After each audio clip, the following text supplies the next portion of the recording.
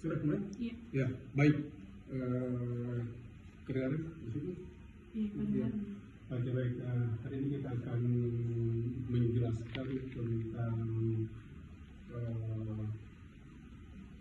sumber-sumber air yang merupakan sumber untuk air sungai, ya. Dan sumber untuk air sungai.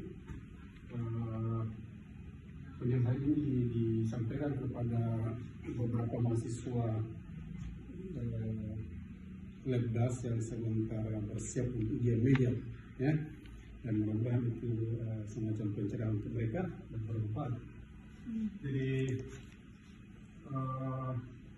pada gambar ini adalah gambar dari neraca air untuk aplikasi swab yang ditampilkan dari seorang mahasiswa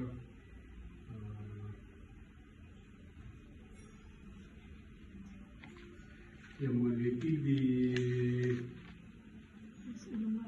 Ujulua, ya, Ujulua Bulukumba sudah. Iya. Ujulua Bulukumba, ya. Dari sini kita lihat bahwa ada beberapa sumber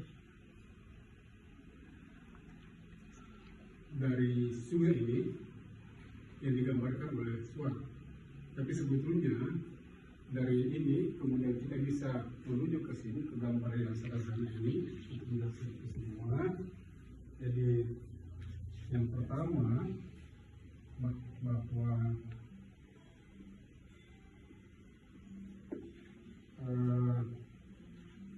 sungai itu memperoleh air yang pertama dari curah hujan.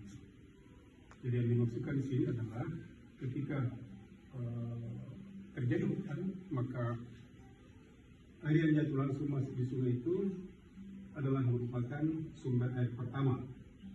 Sumber air pertama di sini tidak ada arah panah ke sana, hanya menggambarkan curah hujan yang kemudian menimpa permukaan bumi.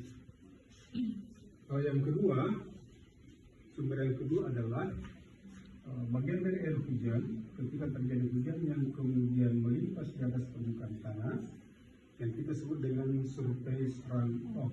Surface runoff, jadi aliran permukaan. Kadang-kadang dikatakan saja runoff, jadi aliran permukaan.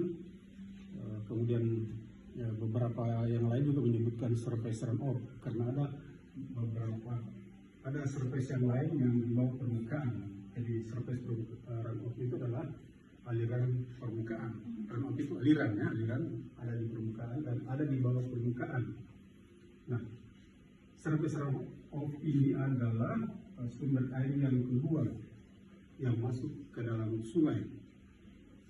Lalu kemudian sebagian dari air hujan yang jatuh tadi dan kemudian tidak menjadi surface runoff, tetapi dia berinfiltrasi dan masuk ke dalam tanah, lalu kemudian akan menjadi berkalkulasi yang kemudian ada yang berkalkulasi dengan bergerak vertikal ke bawah dan ada yang horizontal. Yang horizontal itu kita sering sebut dengan aliran lateral. Nah, itulah di sini disebutkan aliran lateral, ada ya lateral flow. Lateral flow, nah itu adalah sumber air yang ketiga. Dan yang terakhir adalah yang beroperasi dalam dan masuk kepada zona di mana tersedia air tanah di sana, bergabung ke sana, dan kita sebut dengan groundwater flow yang di SWOT dia istilahkan sebagai recurrent flow, air yang dikembalikan ke sungai. Nah, kita bisa membedakan setiap aliran ini mulai dari aliran permukaan sampai kepada aliran air tanah. Kalau di lokasi penelitian itu Subbasmat Allah, lalu kemudian di Ujulua, ketika terjadi hujan lalu kemudian air menjadi keruh, maka pastikan bahwa itu berasal dari aliran permukaan, jadi bagian air yang tidak masuk ke dalam tanah. Nah, karena keruh maka kualitas airnya itu sangat rendah. Jadi dia akan membawa semua yang kotor-kotor di permukaan tanah lalu kemudian masuk di sungai. Nah, dari aspek kehutanan sebetulnya kita tidak ingin terjadi aliran permukaan karena kotor, sehingga sebetulnya semua aktivitas di bidang kehutanan itu adalah dalam rangka meminimalkan aliran permukaan tadi, jadi memperbanyak air yang masuk ke dalam tanah supaya tersedia pada musim kemarau aliran air tanah ya.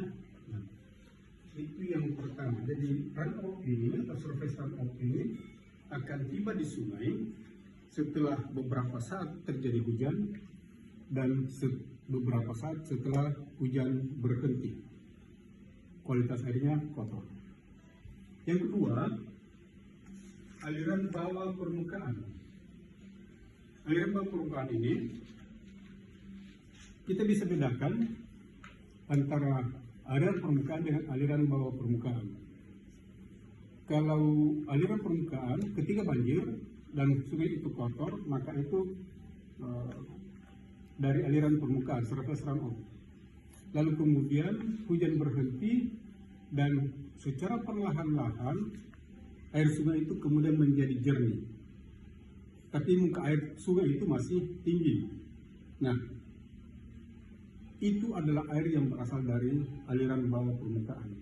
Kualitas airnya bagus dan kemudian tiba di sungai setelah beberapa saat berlangsungnya hujan.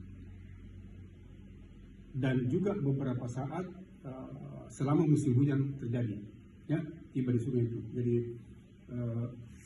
yang paling cepat itu aliran permukaannya, aliran permukaan. Lalu kemudian ada lagi sebagian air yang kemudian masuk berperkulasi lebih dalam lagi, deep percolation, dan sampai kepada aliran air tanah. Nah, aliran air tanah ini bisa dibedakan dengan yang sebelumnya itu karena dia akan tiba di sungai pada akhir musim hujan atau di awal musim kemarau.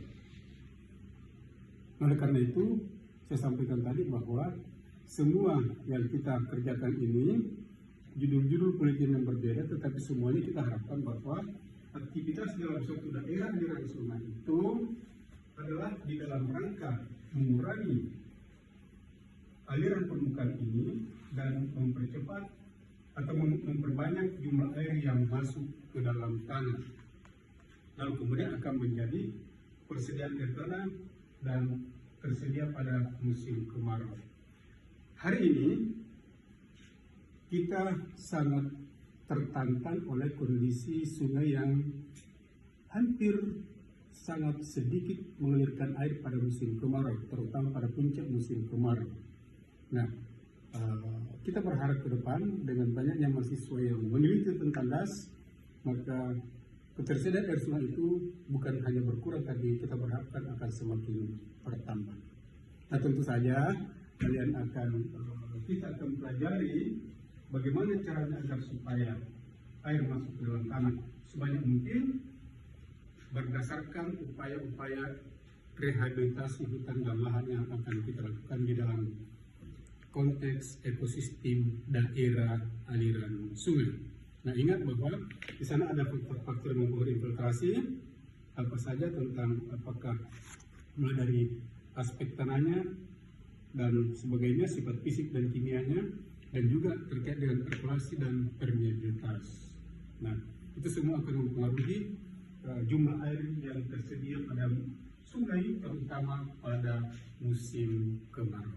Ya, mudah-mudahan materi ini bisa memberikan gambaran dan pemahaman yang baik untuk mahasiswa yang mau ujian dan siapapun yang